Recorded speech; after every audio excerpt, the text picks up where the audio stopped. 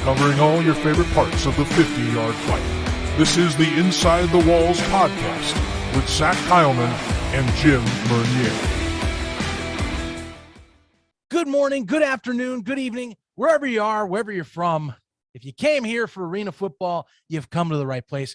Welcome into the Inside the Walls podcast, our Wednesday rewind of all things National Arena League. I'm Zach Kyleman in here, riding solo for this edition. Unfortunately, due to the holiday and some other complications on Jim's end, he will not be here for this edition of Wednesday Rewind, but that's okay. We can get through this.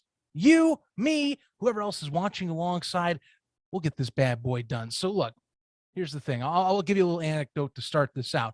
Because some of you that might follow me on other projects, you might realize, well, hey, the United States Football League Championship was going on. Weren't you out there? How did you watch these games? How did you keep up with these games? There's no way you did. Well, I'll tell you one thing I did. I did watch the Saturday evening contests between the Gunslingers and the Albany Empire, as well as, of course, the contest between the Columbus Lions and the Carolina Cobras. Yes, I know the Gunslingers and Albany contest I'm listed out of order, but that's okay. That's okay. I know they played in San Antonio. Excellent crowd out there, by the way. I'll get into that when we talk about the said game. But I also was able to catch, Jacksonville and Orlando. Kind of was driving into Canton, Ohio for that. And yeah, I mean, honestly, a little bit more clarity, a few more implications coming up this week. I mean, that's really how it's been all season. I know some of you might be getting tired of us saying, oh, this game is crucial, but really, I mean, it's been impressive as to how close the standings have stayed all season. And another week, another few surprises, or at least things that we weren't 100% certain on that have kind of flipped back around to what we were accustomed to at the beginning of the year. I'll get into those. As you know, you might be able to tell what I'm implying. Maybe you don't, but we'll get into those with all three of these contests. And yeah, I mean, we'll just touch on stuff that I was kind of surprised, because I'll tell you, I watched the two Saturday games. I watched with two buddies of mine that haven't watched Arena. By the way, they were really impressed. They like the product. And I think it's week by week, at least lately, it's been getting better, and I'm talking not only play. I mean, play's been getting better as the years gone with Iron Man, but officiating, you can tell it's been improved. It seems like it is, things are getting more down packed. I think it is. Some others maybe not, but I think it is improving a little bit. So we'll dive into these aspects. We'll go game by game, and yeah, it's Wednesday Rewind Solo Edition, baby. So I'm gonna mix this bad boy up. Let's kick it.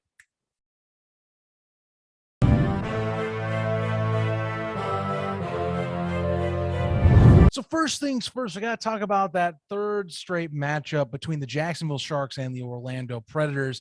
Defensive affair, a lot more defensive than I think either me or Jim were expecting. Both these teams, very much have been able to put up some sort of points. Now, credit the Predators. The biggest question mark coming into the night was, okay, who's going to be starting at quarterback? We had talked about Matt Parsons, Jabari Dunham, and Parsons was the one that went out there and started, which honestly I can understand. He had been with the team. He's been with the team on previous occasions. He's been under, of course, Ben Bennett's system, but again, Jeff Higgins was working on that staff, so makes sense. That one I completely understand. And you know what? It was a close game. Predators and Sharks went back and forth for a decent chunk of this contest. The fourth quarter comes along, and things just kind of slow down. Both teams really locked down after the Sharks went ahead.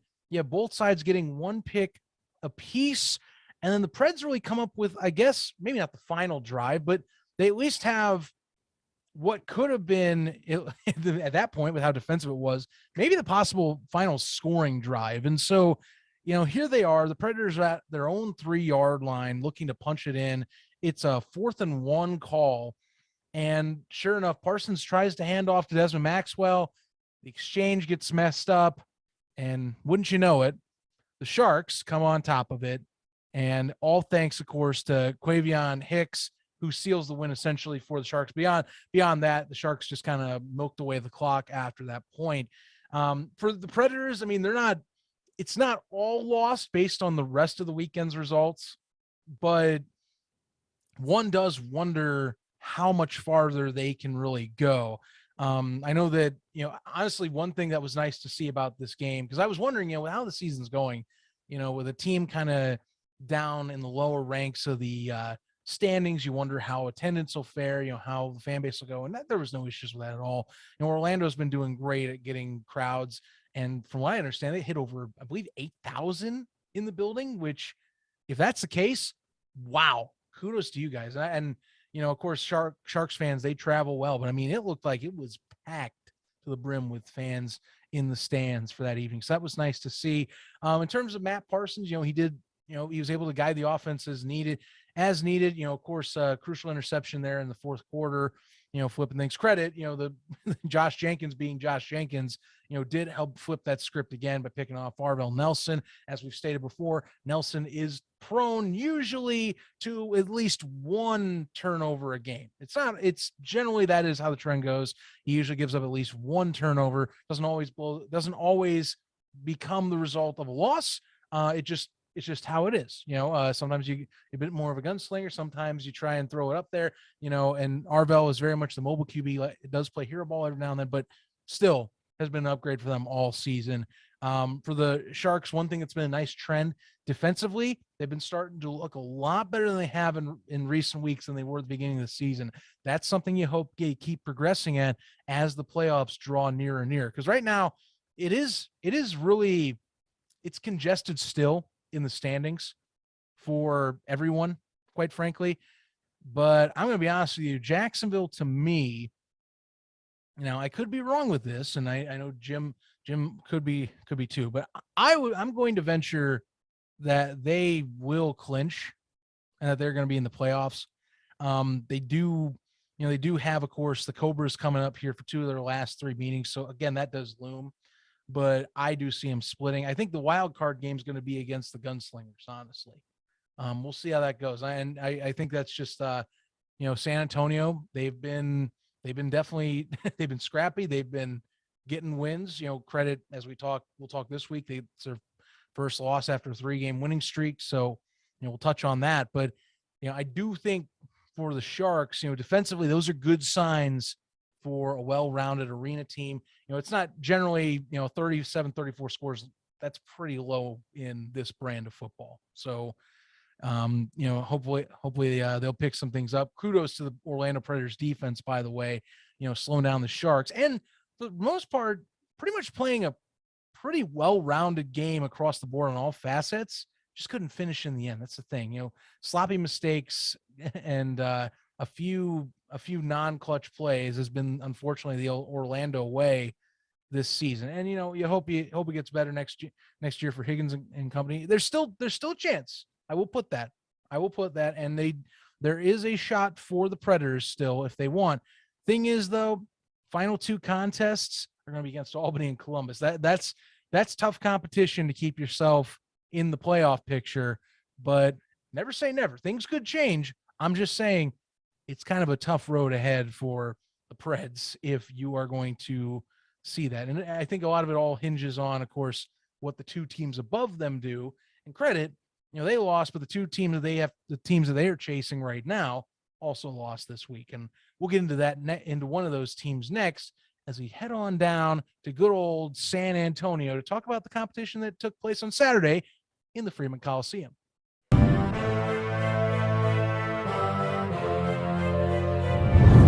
Next up on the docket of teams competing this week, it was the Gunslingers once again hosting the Albany Empire. And this time the tables did turn. The Empire did walk away, splitting the season series 1-1 with the San Antonio Gunslingers. Something that happened in the first matchup. The Gunslingers really just hit the gas pedal and kind of ran away with it. Albany really didn't have an answer early on in the contest for what San Antonio was throwing their way.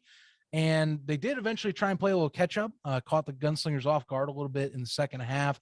Remember, Sam Castronova was pulled in the first half for a short spell for Warren Smith, and then he swapped back in later on. But this time, look, I'll be frank again. I said it last week. I'll say it again. Damon Ware's offense is clicking on all cylinders. They have found the magic touch, if you will, the Midas touch, I guess. I'm not 100%, but all I'm telling you is that really Damon Ware's offense has adapted. It has changed for the better here. in terms of what is going to be needed for the Albany Empire to continue sustained success. First off, again, what do they do really well? Sam's is looking down the field. He's finding multiple targets. Again, Darius Prince is a versatile target, but if you're getting more than just him involved, if you're finding Aaron Washer, if you're finding Dwayne Hollis, Daquan Wade, if he's getting kind of supplemental catches, he's getting some of those short throws and all that, and something else that's opened up their offense, Trayvon Shorts. I'll say it again, the switch to him, he has become a vital Ironman piece for the Albany Empire, doing it in both facets really well. Jumping into, of course, his all NAL scenario as a linebacker, but he's also a good runner. He's really stepped in a solid role for San Antonio. That offense has changed around over the last 2 weeks, and people should be, I think, fearing the Albany Empire again. Look, we had said they have to stop the bleeding 2 weeks ago, and I know that that win streak for the Gunslingers had been started because of an Albany Empire win. Albany did, of course, stop the bleeding last week again at home at the MVP Arena against the Columbus Lions. Now they get to go into a bye week after getting a revenge victory at Freeman Coliseum against the Gunslingers. The Gunslingers, meanwhile, fall down now to 3-6. They're not out of the playoff race. Again, it's pretty tightly packed race still, all things considered, especially now for that 4th seed. But I think that there were a lot of opportunities left on the field by San Antonio. Felt like Robert Kent was getting pressured pretty significantly, even without Brandon Cisse or Nick Hague on the other side. It felt like that Albany has been able to get solid pass rush in this contest. Something else is that, I know there were some calls on the broadcast that did appear to be borderline pass interference or holdings, but that secondary for Albany did hold up. Marvin Ross, he has had a quick adjustment period, and he is back at his full strength at his A game right now. He's been playing at a top level. And really, like I said, this defense for the Empire has made some strides, but offensively, I really think it's where Albany has stepped up. Castronova is looking like what he was early on in the season. He's doing it all. He's doing it with his legs. He's throwing accurately and consistently. Some of these throws have been really nice. And if you're anyone else in the league, you can't sleep on the Empire. Now, credit, folks will still say they had those 2 losses to the Cobras, but hey, with this adjusted offense, and I didn't think they weren't really running this against Carolina, that's something you got to watch out for. Of course, proof is in the pudding. Still got to see if we'll play them again. If they'll play them again, they don't play them again this year, or at least in the regular season. Could play in the postseason. We'll find out. But in terms of the Empire, things have seemed to switch in the right direction. And again, kudos to Damon Ware and Tom Manas and company for finding what appears to be that missing piece of the puzzle. San Antonio, they're going to have some crucial matchups coming up starting next week, and I think really their matchup against Columbus is going to, I think now it's kind of the do or die in terms of those playoff implications. Like I said, coming into week 11, that whoever won that Empire Gunslingers matchup is going to be the one that goes to the playoffs, or out of those 2. And I'm not saying San Antonio's eliminated. I think they're going to fight like hell if they even are. But it is now kind of on the edge there. Columbus is, that's a tough matchup coming up that they're going to have to they got to dig one out. They have the tools to do it, of course. It's just, you got to play a cleaner game. I think that was part of it. It wasn't as clean of a contest as it had been in the recent 3 victories in that streak. But time will tell. Fred Shaw and his crew will have a week to get ready, and then away we go.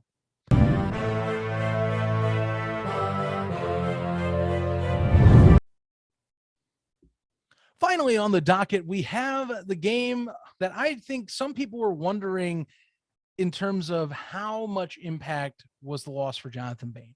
And I'm talking, of course, Columbus going to Carolina. Now, in the first matchup of the season between these two, Columbus hosted the Cobras, and they got boat raced out of the Columbus Civic Center. Sure, there were folks that were missing from that contest in terms of coaching staff and, of course, players. Nonetheless, though, Columbus looked like they came to play, and they handed Carolina an easy loss, 55-28. This time around, though, even with some implications, Carolina and Columbus had a close first half that Carolina just simply blew the doors off the building going through the second half in a trouncing 61-36 victory over there in Greensboro at the Greensboro Coliseum. And you know who really had his night? There were two guys that really had nights, and that was Malik Henry and DJ Myers. DJ Myers, my God, he showed up this week on both sides of the ball. Definitely, you can say, made the case for Iron Man of the Week for that performance. And then Malik Henry, the question was, he got signed. We had gotten confirmation after the signing, after discussing it on the final walkthrough, that Gerard Evans was also on that roster. So it was a little fuzzy, but we still were leaning Malik Henry. Malik Henry did start. Cobra fans, of course, had their own words about Malik. And the big question was, will we take advantage of A, the diverse receiving core that he has at his disposal? B, will he find those routes and let his receivers work underneath? Or will he be an accurate downfield passer? And he kind of got a mix of both. Honestly, I was really impressed with him. I'm not saying I wasn't going to be, but that was one of his best performances of the year, was him stepping in Carolina. And you got to give kudos to Coach Rez and company for picking him up, plugging him in, and having him ready to go. Because that was one that I think a lot of people were using as a litmus test to see, okay, how far down the ladder are the Carolina Cobras without Jonathan Bain? And, Bain's status, it's still a little bit in the air, although it sounds like rumored that it might not be season ending. That's more of an ankle issue, that possibly playoffs are still in play, and with Malik being your backup, now really your starter possibly for the rest of the year. If he plays like that at that level with the crew that he has at his disposal, anything's really possible. That is a nice little security blanket, if you will, for someone at that position to carry on through the rest of the season. You got to be happy if you're a Cobras fan. Now for the Lions, 2 straight weeks, I put 3, but 2 straight weeks, 2 defensive performances that have been a little suspect, to say the least. I think, Daniel Smith, started out hot. Cobras kind of slowed them down, honestly. Columbus, it's 2 straight losses after a hot turnaround with Daniel Smith. We'll see what they can do this week against the Gunslingers. I know like I said, we talk about crucial matchups, but I think things just keep flipping around when we keep saying crucial matchups. This week, it is kind of dire, because if you look at the setup of the standings right now, if we're looking at Columbus's situation in the National Arena League, they looked like we're talking about them as number 2 seed just a few weeks back. Now, if we look at the league standings with some of the slip-ups in this 2-game losing streak, they now find themselves down at the 4th seed, with San Antonio and Orlando kind of licking their chops. I think if I'm being honest, a little bit more San Antonio, just how that roster's built. Again, they had that slip up, but if I had to pick between them and Orlando right now for who might steal the 4th seed, I'm kind of leaning the Gunslingers. And so if you're Columbus, you see this, you're like, oh, Jesus, something went amiss. I think it seems like, what was working in that 2-game streak has flipped. And like I said, what's been the surprising drop off really has been in the defensive side of things. It feels like last 2 games, what had been, or what has been, at least the majority of the year, the most stout defense in the NAL, has been kind of giving up points in droves. So, I was going to say, Dame Daniel and Coach Gibson, they're going to have to go back to the drawing board a little bit to see what they can do in the final stretch here for the Lions, so they can try and at least lock down this 4th seed and get to the playoffs. Again, not the easiest road to the last 3, especially if you're considering you got to play the Cobras again in Carolina, mind you. You do get this home game this week against the San Antonio Gunslingers, so at least you get that solace. 2 of your last 3 are home games, but credit 2 of those last 3 games as well. Keep this in mind.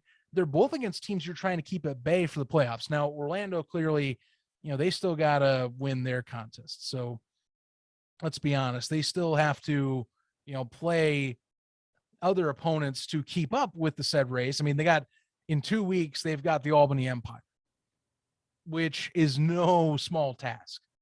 You still would have to have that you would still have to have them win against Albany to then have the scenario where you can possibly have a win in your in deal for the final week of the season on July 23rd.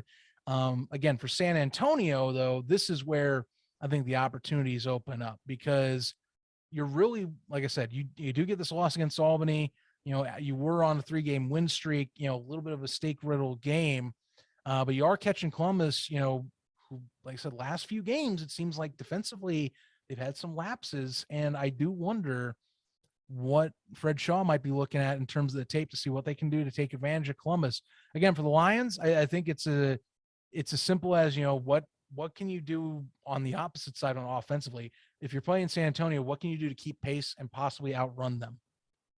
Because lately you've been boat raced in your last 2 contests on the opposite side of the ball, and I think that's going to, like I said, it's going to make or break, quite frankly. So we'll see what the Lions have in store. The playoff picture is getting as murky as it ever has at this point. And of course, there could be other surprises. Here's something I'll keep in mind too with this conversation. If you remember last year, all the teams, like Carolina in particular, and Coach Rez knows this, he talks about it with us. All the teams in particular, it seems, they'll make last-minute signings and adjustments to help boost their playoff chances or to help their championship aspirations. So if I'm looking at Columbus, if I'm looking at San Antonio, if I'm looking at Orlando, specifically those 3, yeah, I'm going to lay it out there. I highly suspect one of these 3 teams is going to make a massive signing to where they're going to try and put themselves in the driver's seat to try and be in that 4th spot. Because now, after this last week's set of contests, it's kind of now separated a little bit. Credit Jacksonville, yes, they play 2 extra games than Columbus, so that's obviously part of it. And credit Albany has played an extra game so far besides Columbus. So things could still pan out differently. I nothing is fully certain yet. And honestly, I might be overconfident. Maybe I'm overconfident to some fans on some things, but I'm just saying, if I'm looking at this race right now, like I said, I'm looking at the trends again. If I'm seeing like Albany, Carolina, and Jacksonville, how they have been consistent as of either last 2 weeks for the 2 and 3 seeded teams, Jacksonville and Albany, or in terms of how Malik Henry helped stabilize those Carolina Cobras, at least in terms of their offense production against the Columbus Lions. That's why my confidence meter for those 3 right now is pretty high. So we're starting to see it kind of mold back into last year, where it's the bottom 3 teams are competing for 1 seed again. And so really it's really up to whoever I think makes the last minute signings that matter the most. And honestly, who can find the most out of their roster right now. Can't say I'm definitive, and it's funny. I know I made the same prediction last week with, San Antonio and Albany, but again, same scenario I think applies this week with when we talk about the final walkthrough with the Gunslingers and Columbus. Honestly, whoever wins that one, I think now makes the playoffs. And I know it's like, well, Zach, you just deferred that conversation a week. Now you're saying that San Antonio can still make it. I'm like, well, sure. In a perfect world, if Columbus had won last week, then San Antonio would have been, not going to lie, they would have, in this scenario, if they lose to Albany and Columbus wins, that gap's tight. That gap's a little far out reaching. But now that you have, again, the scenario where you have all 3 teams in the same boat that are losing in the same boat in the bottom 3 seeds, now it's kind of a chaos. Now it's, again, still chaotic. So that same argument, I think, applies this week, where whoever comes out of whoever comes out of Columbus Civic Center with a win is probably going to make that playoff spot. Not going to lie. And that's just mainly, again, those 2. And I think that my confidence meter in Orlando is a little on the lesser side of things, but I digress. Maybe, again, the Predators could surprise me. They could sign some people last minute and give Matt Parsons even more of a fighting chance to pull this thing through and get comfortable late to maybe rally the troops. We'll find out. And we'll talk more about that on the final walkthrough this coming week. Well, folks, that's going to do it for this edition of Wednesday Rewind. Thank you very much for tuning in on this solo journey with me. Don't worry, Jim's going to be back for the final walkthrough on Friday and also for Turf Talk. So Trust me, we will get you guys, my compatriot alongside me for these other shows. But if you want to follow along with us in the meantime, if you want to, check out other stuff that we're doing, or if you just want to, keep track of the show, be free to subscribe to us or, follow us, if you will. Follow us on Facebook, Instagram, and Twitter at InWallsPod. Again, that is at In Walls Pod. Also subscribe on our YouTube. By the way, congrats, we hit 100 subscribers finally. So soon we are going to give away those free tickets to a NAL game of your choice. That includes a choice if you want for a playoff game. Now, if you want to defer that, that's fine. Otherwise, though, for the remainder of the season, we're going to draw a person, one of our subscribers, out of a hat or out of a choosing software if you like, and one of you is going to win a ticket to a National Arena League game. Two tickets, that is, just to clarify. You'll get 2 tickets to a National Arena League game of your choice for the season, and you'll get to experience the amazing nature that is arena football in person. So, congrats to those that will win. But hey, thank you all out there for helping us get to 100 subscribers as we continue to grow this channel. Let's keep on pushing it up. We're actually at 101 subscribers, by the way. But if you want to subscribe to us and keep on building that base for us, and if you want to follow along, by the way, be sure to hit the subscribe button, click the bell, because as a good buddy of mine says on another show I do, it builds morale for not only you, but also for me too. Until next time, I'm going to say so long. Catch you all later. And since Jim's not here, I got to say this. Remember one thing, guys. Don't be a jack out of the box. Control what you can in your life and look for what makes things successful for you, and not only physically, but mentally. Stay positive, everybody, and catch you next time on our next edition coming up here for Thursday's Turf Talk.